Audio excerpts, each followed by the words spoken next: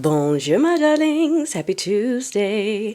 Good morning, my darlings. How are you? Getting it back slowly but surely. All right, I'm sounding a little bit better, but still sweating. Still sweating, still a little bit feverish. So bear with me. But darling, you know what's up. We got our cup of coffee. Of course we do. So let's get it in. Alrighty, y'all. We're going to talk about the farmers that are getting upset that they're seeing us not having empathy. So they're putting on their big boy, angry white John voice to tell us all what for and how we're not being nice. But first, did you see the birthday book? Did you see the birthday book? The birthday book, the birthday book. Okay. Did you see it? Darling, I want you to remember while you're thumbing through all that depravity and disgustingness that every single person who participated in that, who sent a card, who made a drawing, who did whatever, is someone who considers themselves a defender and protector of women and children. Keep that in mind. Every single person connected to that publicly defends or defines themselves as someone who defends women and children and protects women and children. All of them. If they're not a public figure, they are the money behind a public figure who says that that's their whole thing. Okay? I just want you to pick, while you're going through that, ladies, it's going to be up to us. It is going to be up to us, because you think those dudes want to hand over that kind of power? They've been able to just diddle consequence free for years at this point. You think they're giving that up willingly? Come on, ladies. We got to get vicious, okay? Vicious. All right, it's time to start spilling tea, spilling secrets, calling people out. Time to start treating them like they treat us. You know what I'm saying? Time for that energy to come back around. Speaking of energy coming back around, you've seen the farmers, right, darling? They're upset. They're upset that they come on their social media and we're like, yeah, we don't suffer. You don't get a bailout. Why should you get a bail? You clapped, you put up a sign, you said yay, you said put blacks back in my fields for free. I don't care if schools close, any price. And now that you're about to lose everything and it doesn't look like you're going to be saved, it's, hey, someone needs to save us. Why are you guys, so farmers are villains now just because we made this happen and now we want free money? We're villains. If the shoe fits, darling, if the shoe fits, you thought you were going to get slaves back in the field. Do you want me to feel bad for you and then give you my money when you wanted me to go work out there for free? That's what you were expecting?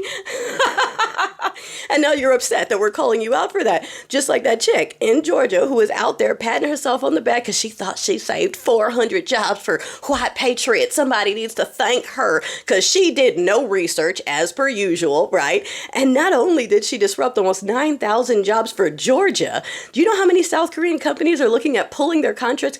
Billions with a B of dollars are at stake now, okay, in companies and infrastructure, whatever, while she's sitting over going, 400, I called only illegals. And they weren't illegal. They had visas. You got Stinky Pants going, maybe we should have a program that allows immigrants to teach us how to do that. That's what they were here for. They were here to teach us. That's why they had the visas. Your chick didn't know, and somehow Stinky Pants doesn't know that was already a program under Biden. Of course, it's probably why. Okay, so while they're patting themselves on the back for making that much of a mess and causing international turmoil, and other companies, small businesses, etc., are going, wait a minute, because y'all don't know how much South Korea does. Yeah, that's LG, that's Samsung, that's all kinds of parts, tools, etc. So that affects a lot of industries if they pull from us entirely, all because one chick said, oh, I thought I saw Asians working. All right.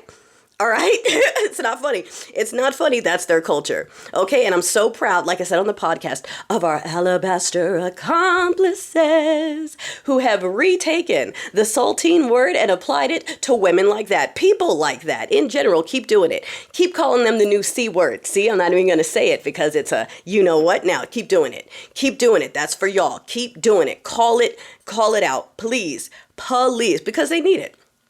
That's the only way. That's the only way they're going to learn. They make these messes and then they have no accountability, no consequences. They run out and get a fundraiser for people that feel bad for them after they made a horrible decision. They lit the country on fire and then they're going, why is everybody mad at us because we lit the country on fire? We did it to own the libs. Why are you mad that everything's burning down? Like, look, they are trying to destroy everything. And by they, I mean the very particular demographic that likes to sit on the top of everything, because in a very short amount of time, time, women and minorities were able to catch up to them. They told us all this work was impossible to do and they were the only ones who could do it. And in like a generation or two, we were able to catch up and overtake them. And they're losing their ish. That's why they want to get rid of the competition and just crown themselves superior again. Women need to worship us. Minorities need to be in the fields. They're trying to take it all the way back because, darling, that's all they got. And when they lose, it's over, darling, for them. So much like AI, you should probably be nice to the people who are going to be rising up and in charge next instead of trying to force us back into boxes and servitude, because